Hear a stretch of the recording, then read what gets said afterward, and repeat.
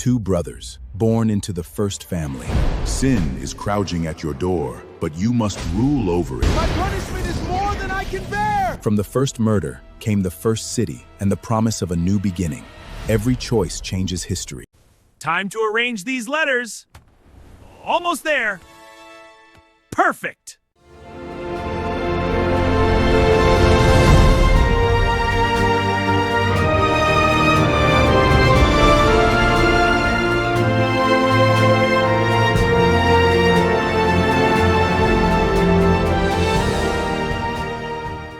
Once, at the beginning of all things, there was a garden where the rivers ran sweet and the animals had no fear.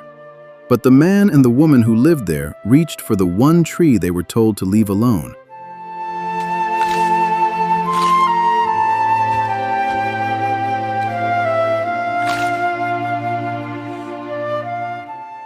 And the garden closed its gates behind them.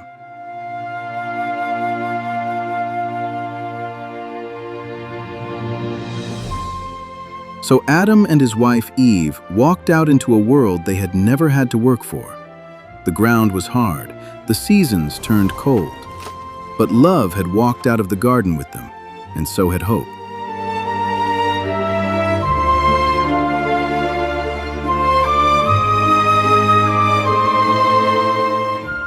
They built a home from branches and clay, learned to coax grain from the soil, and waited for a new kind of beginning.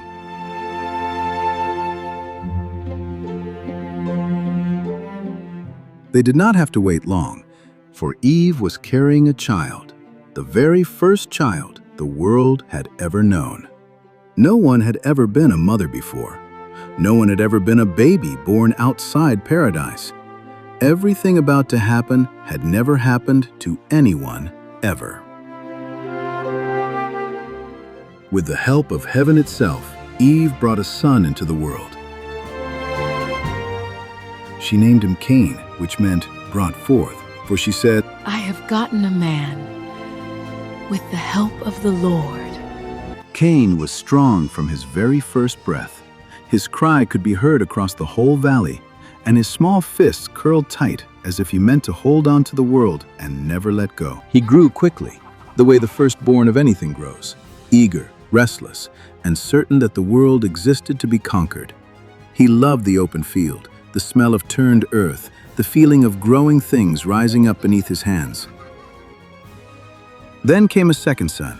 They called him Abel, a name that meant breath or a vapor, something light, something that does not stay long.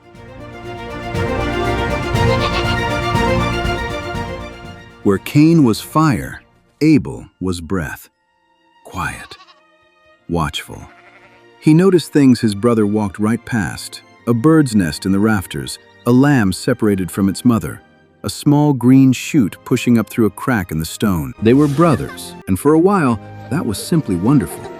They did not yet know that the very thing that made each of them special, Cain's strength, Abel's gentleness, would one day stand between them like a locked gate.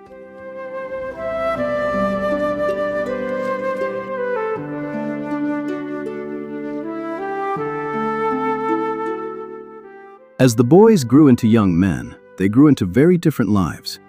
Cain took to the soil. He learned to read the clouds for rain, to break stone from the hillside, to coax wheat and barley from ground that did not want to give them up.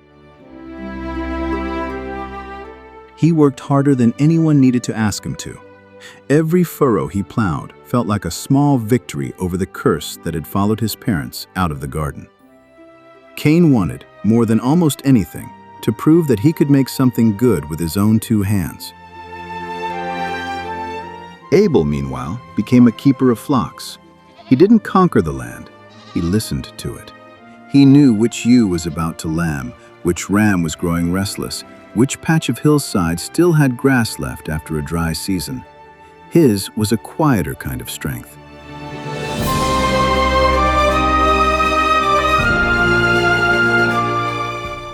In time, the brothers grew old enough to bring offerings of thanks to the one who had made them, a custom their father had taught them since they were small, a way of saying, "We remember where every good thing comes from." Abel brought the firstborn of his flock, the very best he had, chosen with care, given without holding anything back. Cain brought an offering too, from the fruit of the ground he had worked so hard to tame.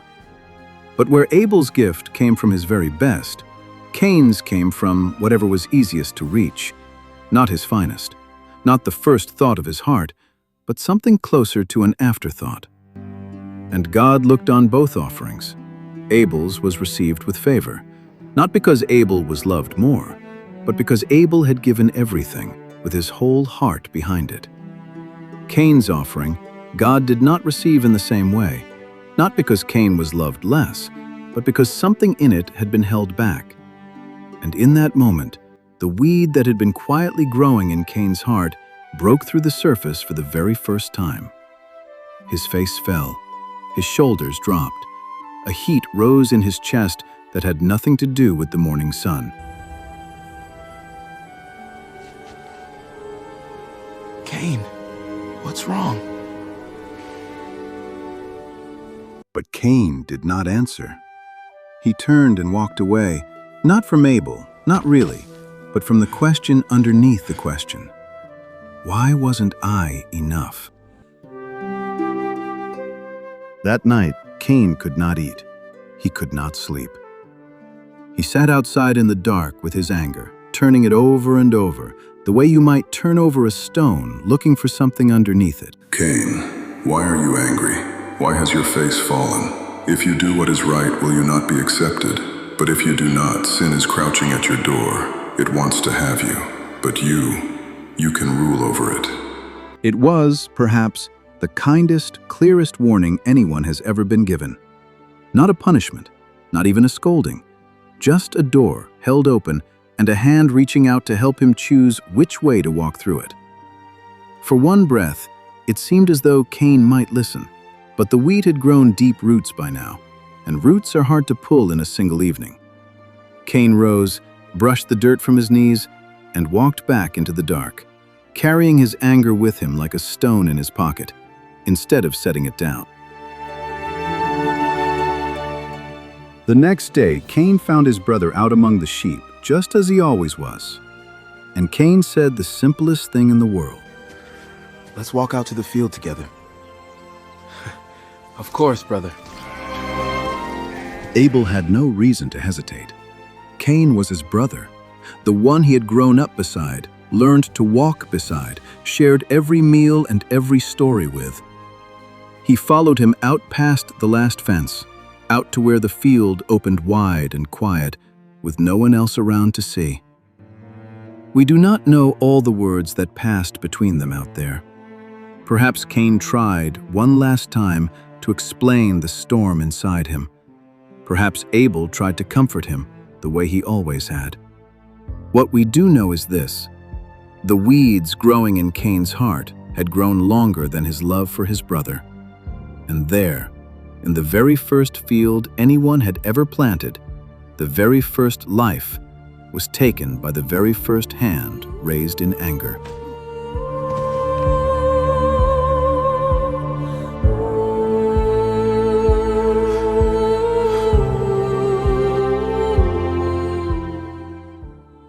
Abel, gentle, watchful Abel, who gave his very best without holding anything back, became the first person in the whole history of the world to die. And Cain, who had wanted more than anything to be seen, to be enough, to matter, discovered too late that he had only made himself more alone than he had ever been.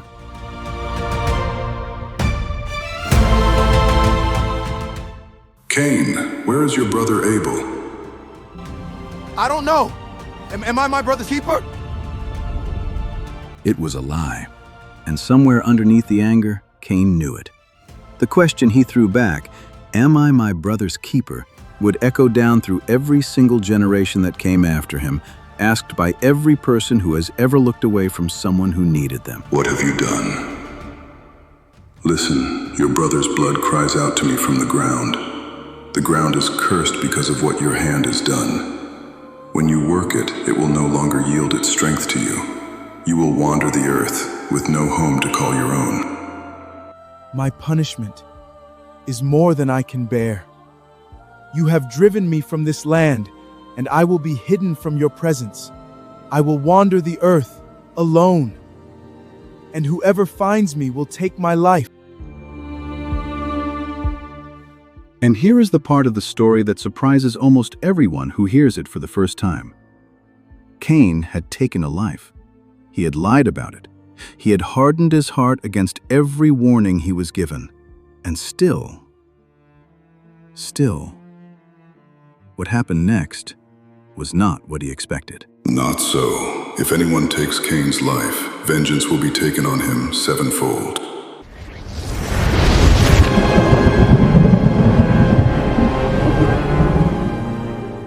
And God placed a mark upon Cain, not as a brand of shame for the world to see, but as a protection. Even now, even after everything, Cain would not be left utterly alone to face whatever danger lay ahead of him. Justice had been done, but mercy had not run out.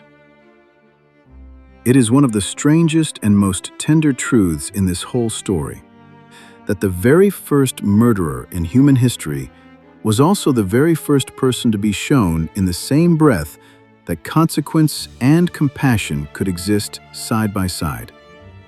He would carry what he had done for the rest of his life, but he would not be erased. Cain gathered the little he could carry. There was no fence to wait behind, no flock to return to, no brother's laughter drifting from a nearby tent. There was only the road ahead and the long shadow of what he had chosen, walking beside him every step of the way. This is perhaps the heart of the whole story. Not simply that anger can do terrible damage, though it surely can, but that even the people who do the worst things are never completely beyond the reach of mercy. The door Cain was warned about back at his campfire, the one he chose not to walk through, never fully closed behind him, even after everything.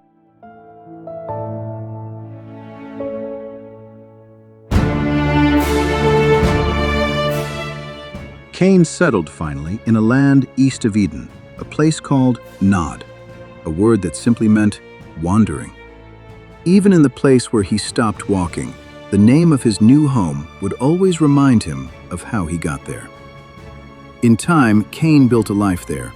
He married and had a son named Enoch, and even built the very first city the world had ever seen, naming it after his boy. His children's children became herders and musicians and metalworkers, the first people to shape iron and bronze, the first to pluck a melody from a string.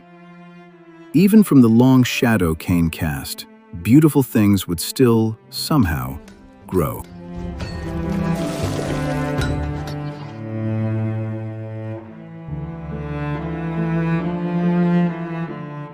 Far away in the home Cain had left behind, Adam and Eve grieved for both of their sons, for the one who was gone and for the one who had gone away. Grief, it turns out, does not always need a grave to be real. But in time, Eve gave birth again to another son. She named him Seth, which meant granted or appointed. For she said, God has granted me another child in place of Abel, since Cain took his life.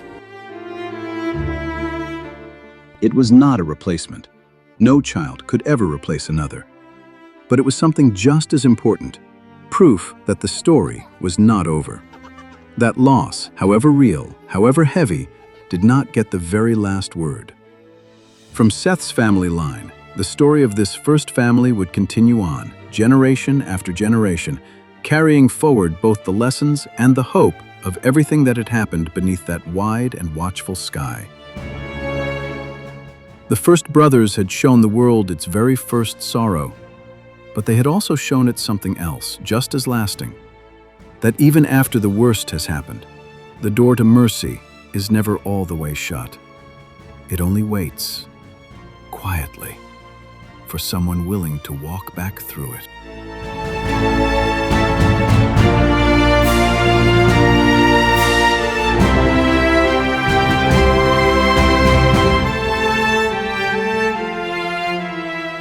Enjoying these animated Bible stories? Bring the inspiration home with faith-filled products from Judah Sketch Store. Be a light wherever you go.